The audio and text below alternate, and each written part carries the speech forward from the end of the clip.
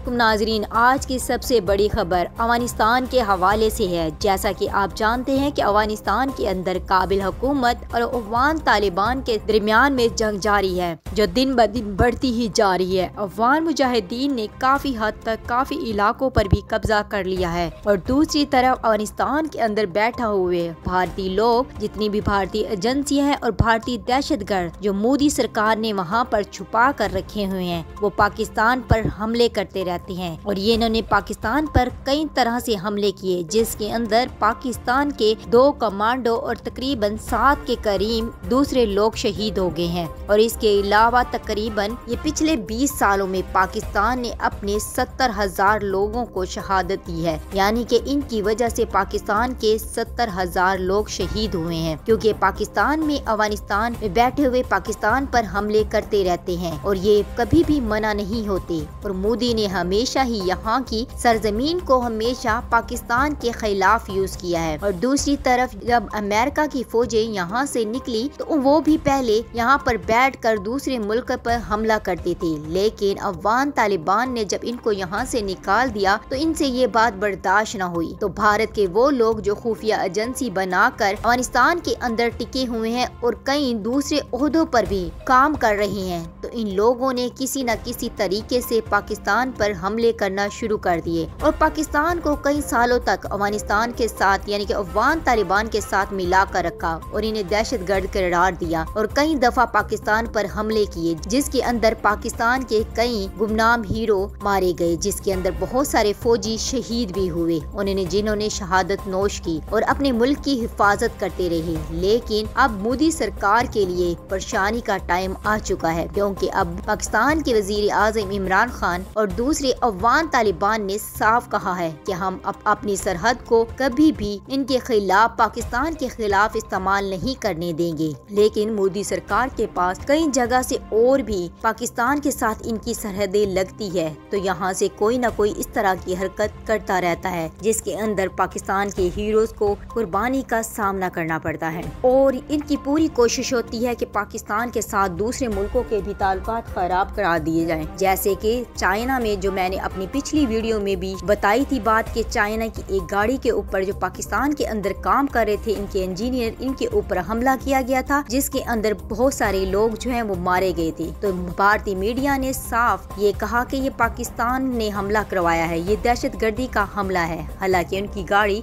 खाई के अंदर गिरी थी और इनका मीडिया बहुत ज्यादा खुश हो रहा था। ये लोग चाहते थे कि पाकिस्तान और चाइना की जो दोस्ती है वो खत्म हो जाए और इन दोनों के दरमियान में फूट पड़ जाए, लेकिन ऐसा नहीं कर सके। और दूसरी तरफ नाजरीन, जैसा कि आप जानते हैं कि अफगान तालिबान ने बहुत सारे इलाकों को फतह कर लिया है। इन्होंने सूबा कधार के अंदर 150 इलाकों को भी फतह कर लिया है और दूसरी तरफ इन्होंने कई और जगह पर भी बहुत सारी चेक पोस्टों को हासिल कर लिया है और वहाँ पर तकरीबन 150 के करीब फौजी इनके सामने हथियार डाल चुके हैं। दूसरी तरफ नाजरीन, जैसा कि ये तेजी के साथ काबिल की तरफ बढ़ रहे हैं, तो अशरफ गनी परेशान होकर रह गया है और अशरफ गनी ये सोच रहा है कि अब ये क्या करे, क्योंकि अमेरिका ने भी अब अशरफ गनी का साथ देने से साफ मना कर दिया है। और उसने कहा है, जब उन्होंने देखा कि अफगान तालिबान जिन्होंने अमेरिका की फौजों को भी यहाँ से निकाल दिया है, तो अशरफ गनी इस चीज को भी लेकर परेशान हो गया है। और अमेरिका ने दूसरी तरफ साफ कहा है कि हम नहीं चाहते कि यहाँ पर लड़ाई झगड़ा हो। और अशरफ गनी को जब कोई और सहारा न मिला तो इसने भारत के मोदी सरकार से मदद मांग ली और मोदी सरकार, जिसने अफगानिस्तान के अंदर खुफिया तरीकों से हथियार इनको दिए ताकि ये अफगान तालिबान के खिलाफ इस्तेमाल करें और अफगान तालिबान के साथ जंग जारी रखें। अपने लोगों को तो यहाँ से भारत ने निकाल लिया और रातों रात ही गायब कर दिया, लेकिन दूसरी तरफ जाते ही जाते यहाँ पर इनको हथियार देंगे ताकि काबिल हुकूमत और अफगान तालिबान के दरमियान में ये जंग जारी रहे। अफगान तालिबान का कहना है कि हम किसी के साथ भी जंग नहीं करना चाहते, हम सिर्फ मुज़ाकरात भी कर लेंगे, लेकिन यहाँ पर सिर्फ अफगानिस्तान के अंदर हम इस्लामी हुकूमत चाहते हैं। अगर अशरफ गनी भी मान जाता है इस बात को कि यहाँ पर इस्लामी हुकूमत कायम होगी तो हम किसी को भी कुछ नहीं कहेंगे, लेकिन अशरफ गनी इस बात पर मुज़ाकरात करने के लिए तैयार नहीं। इसलिए अफगान तालिबान इतनी तेजी के साथ बहुत सारे इलाकों को फतह करते जा रहे हैं और यहाँ तक के अफगानिस्तान की सरहदों पर भी अफगान तालिबान का कब्जा हो चुका है। जो बॉर्डर पाकिस्तान के साथ चमन से लगता था, जिसके जरिए तिजारत की जाती थी अफगानिस्तान के अंदर और पाकिस्तान के साथ, वहाँ पर अब अफगान तालिबान का कब्जा हो चुका है। अब यहाँ से वो बड़े पैमाने पर तजारत कर सकेंगे और काफी रकम कमा सकेंगे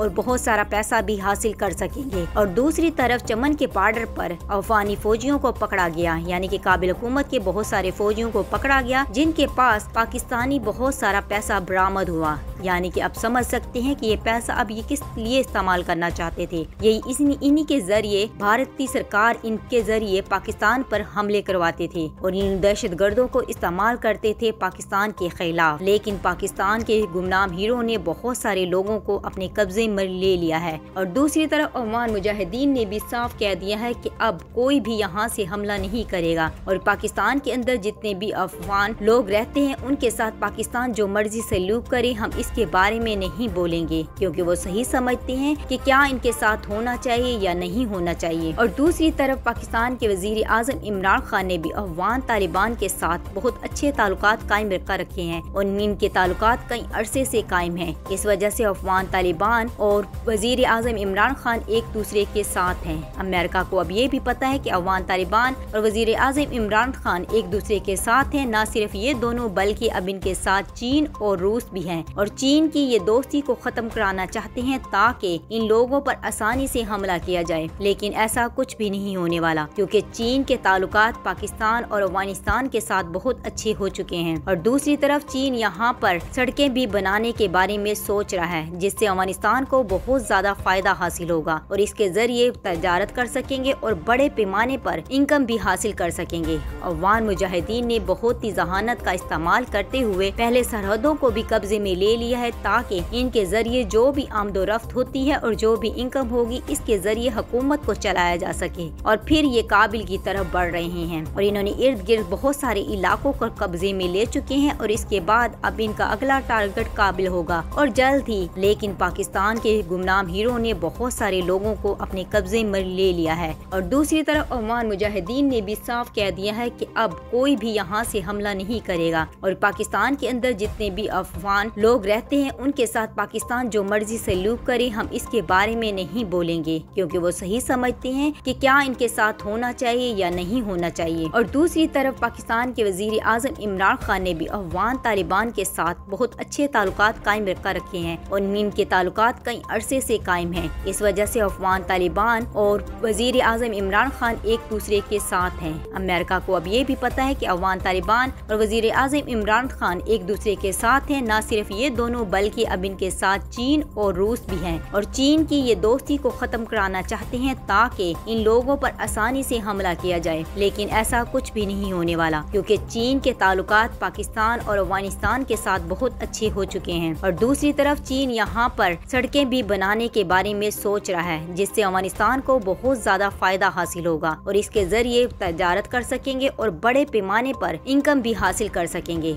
अफगान मुजाहिदीन ने बहुत ही जहानत का इस्तेमाल करते हुए पहले सरहदों को भी कब्जे में ले लिया है ताकि इनके जरिए जो भी आमदोरफ्त होती है और जो भी इनकम होगी इसके जरिए हुकूमत को चलाया जा सके। और फिर ये काबिल की तरफ बढ़ रहे हैं और इन्होंने इर्द गिर्द बहुत सारे इलाकों को कब्जे में ले चुके हैं और इसके बाद अब इनका अगला टारगेट काबिल होगा। ये काबिल पर भी अपनी हुकूमत को कायम कर लेंगे। अफगान मुजाहिदीन के बारे में आपकी क्या राय है, कमेंट्स में जरूर बताइएगा। और दूसरा, जो पाकिस्तान के इतने गुमनाम हीरो को इन लोगों ने मोदी सरकार ने चालाकी के साथ हमला करवा कर शहीद करवाया, इसके बारे में आपकी क्या राय है, कमेंट्स में जरूर बताइएगा। और मेरे चैनल को ज्यादा से ज्यादा शेयर कीजिएगा और लाइक कीजिएगा। Thanks for watching.